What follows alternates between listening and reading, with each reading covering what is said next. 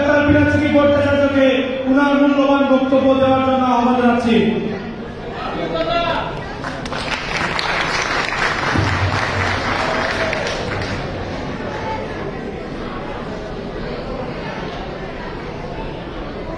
প্রিয় কোপেনহেগেনবাসী, আপনাদের সবাইকে স্বাধীন বাংলাদেশের পক্ষ থেকে বিপ্লবের অভিবাদন এবং শুভেচ্ছা। আমরা বাংলাদেশে একটি বিপ্লবের বিজয় দেখেছি। আমরা অনেকেই একটা সময় হতাশ হয়ে ভেবেছিলাম এই বর্বর শাসন, এই ফ্যাসিস্ট শাসনের সম্ভবত অবসান হবে না আমাদের জীবন দশায়।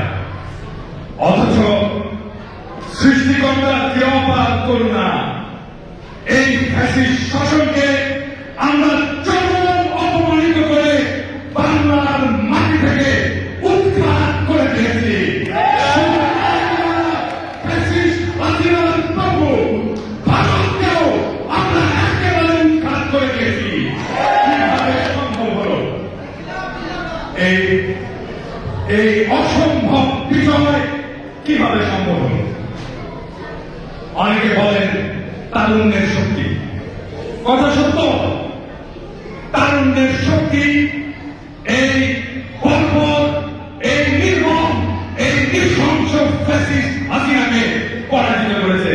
কিন্তু তারুণ্য, এই শক্তি কোথায় থেকে পেল? দীর্ঘদিন থেকে বাংলাদেশের 95% মানুষ শেখ হাসিনার শাসনের বিরুদ্ধে ক্ষুব্ধ, ত্যক্ত, বিরক্ত, বিক্ষুব্ধ। কিন্তু কেন একটা বিদ্রোহ, একটা বিপ্লব সংঘটিত হয়নি? কোন উত্তর আছে? আজকে এখানে আমার অনেক বোন উপস্থিত আছে। আমি আপনাদেরকে বাংলাদেশের তরুণদের একটা গোপন মোটিভেশনের কথা, উদ্দীপনার কথা আপনাদেরকে বলে দিতে চাই। আপনারা সবাই জানেন, আমি যখন ছাত্র ছিলাম 1990, আমার ছাত্র জীবন, মেডিকেল কলেজের জীবন 1985 থেকে 1991, 92 সালে ইন্টার্নশিপ করে তারপর আমি প্রফেশনে আসি। ওই সময় ছিল আমার পুরো ছাত্র জীবন ছিল আর এক স্বৈরাচার, এরশাদের স্বৈরশাসন। আমি কোন রাজনীতিতে ছিলাম না। আমি তখন ইন্টারমিডিয়েটের ছাত্র, বগুড়া আলিউল হক কলেজে। আজকে আপনারা অনেকে হয়তো আমাকে দেখেন, ভিডিওতে দেখেন, মানুষজনকে উত্তেজিত করে তুলি, বিপ্লবের কথা বলি, লড়াইয়ের কথা বলি, একটা লড়াকু পিনাকি আপনাদের সামনে হয়তো দেখা দেয়। কিন্তু ছাত্র জীবনে ওই সময় ইন্টারমিডিয়েটের পিনাকি একজন অত্যন্ত নম্র, মাথা নিচু করে চলা একটা সাধারণ বালক। এই পিনাকি আজকের পিনাকি হয়ে ওঠার পেছনে কারণটা কি ছিল? খুবই সামান্য একটা কারণ।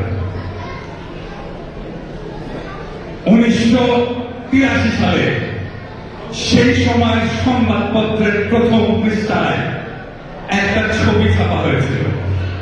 ঢাকা বিশ্ববিদ্যালয়ের কয়েকজন ছাত্রীকে পুলিশ লাঠি দিয়ে পিটাচ্ছে। ওই একটা ছবি আমার জীবনকে পাল্টে দেয়।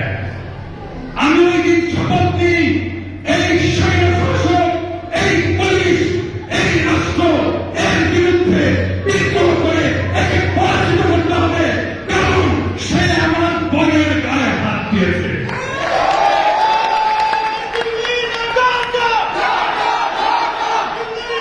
এই কোটা সংস্কার আন্দোলন একটা কোটা সংস্কার আন্দোলন হিসাবে থেকে যেত যদি না ঢাকা বিশ্ববিদ্যালয়ে ছাত্রীদের কাছে ছাত্রলীগের গুন্ডারা লাঠি দিয়ে আঘাত করে তাদেরকে রক্তাক্ত না করত।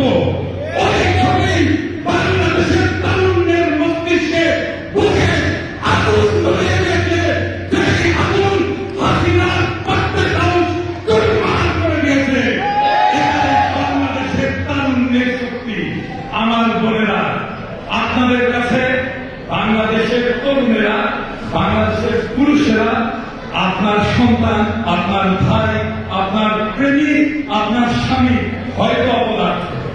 আমি জানি আপনারা অনেকেই মনে করে যে এই লোকটার জন্য আমাদের জীবনে কিছুই হলো না, কিন্তু বলে না, একটা জিনিস মাথায় রাখবেন, বাংলাদেশের তরুণ আপনার অপমান মুখের রক্ত দিয়ে রুখে দিলে পৃথিবীর কোন তরুণ, পৃথিবীর কোন পুরুষ এইটা করবে না। এটাই বাংলাদেশের তারুণ্য। এই তারুণ্যের সঙ্গে শেখ হাসিনা চুরমার হয়ে গেছে। এগিয়ে চলুন, এগিয়ে চলুন। এবং এই লড়াই আমরা দেখেছি বাংলাদেশের নারীরা কি বিপুল ভাবে অংশ নিয়েছে।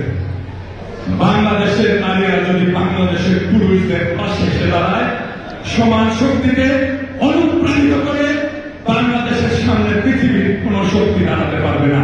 কোন বিজয় আমাদের কাছে আলোহনা দিয়ে থাকতে পারবে না। সমস্ত বিজয় বাংলাদেশ অর্জন করবে এবং বাংলাদেশ পৃথিবীর বিষয় হয়ে উঠবে।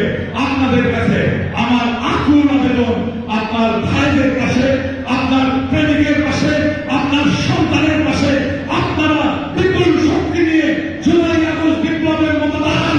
আমরা আরো বিজয় বাংলাদেশকে পৃথিবীকে দেখিয়ে দেব ইনশাআল্লাহ। এখন আমাদের অনেকের মনে প্রশ্ন, বাংলাদেশের বিপ্লব কি রক্ষা পাবে?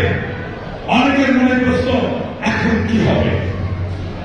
অনেকে বাংলাদেশের বিপ্লবকে একটা বিপ্লব বলে স্বীকার করতে চান না, বলেন এটা বিপ্লব না, এটা একটা অভ্যুত্থান মাত্র। কোন ঘটনা, কোন ঐতিহাসিক রাজনৈতিক ঘটনা বিপ্লব নাকি বিপ্লব না, সেটা নির্ভর করে বিজয় অর্জনের পরে, হাসিনার পলায়নের পরের কয়েক বছর আমরা কিভাবে বাংলাদেশকে গড়ে তুলব সেটার উপরে নির্ভর করবে এটা বিপ্লব ছিল নাকি ছিল না। আমাদেরকে নতুন রাজনীতি তৈরি করতে হবে, আমাদেরকে নতুন রাজনীতি তৈরি করতে হবে। বাংলাদেশ পুরোপুরি বদলে গেছে। এই বিপ্লবের আকাঙ্ক্ষাকে ধারণ করবে এমন রাজনীতি আমাদেরকে গড়ে তুলতে হবে। কি সেই রাজনীতি? আপনাদের মনে অনেকের প্রশ্ন থাকতে পারে। সেই রাজনীতি খুব সিম্পল, খুব সাধারণ, চারটা রাজনীতি। সেই রাজনীতি আমার রাজনীতি, সেই রাজনীতি আপনার রাজনীতি হয়ে উঠবে। কি কি সেই রাজনীতি? এক নম্বর, বাংলাদেশের মাটিতে আওয়ামী রাজনীতি কত রচনা করবো আমরা।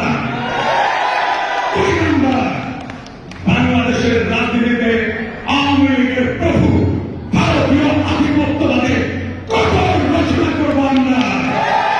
তিন নম্বর, বাংলাদেশে আমরা একটা সাম্যের সমাজ কায়েম করব। চার নম্বর, বাংলাদেশের সমাজে আমরা ইনসাফ প্রতিষ্ঠা করব।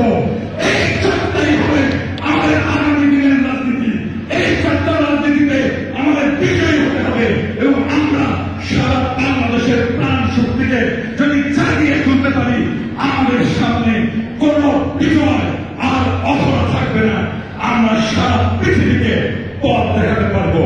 আপনারা আজকে ইউরোপে আছেন, ইউরোপ সমৃদ্ধশালী একটা অঞ্চল, কিন্তু এরপরেও ইউরোপ অনেক সমস্যার সমাধান করতে পারেনি। কি সমস্যা? সমাজে সাম্য প্রতিষ্ঠা করতে পারেনি।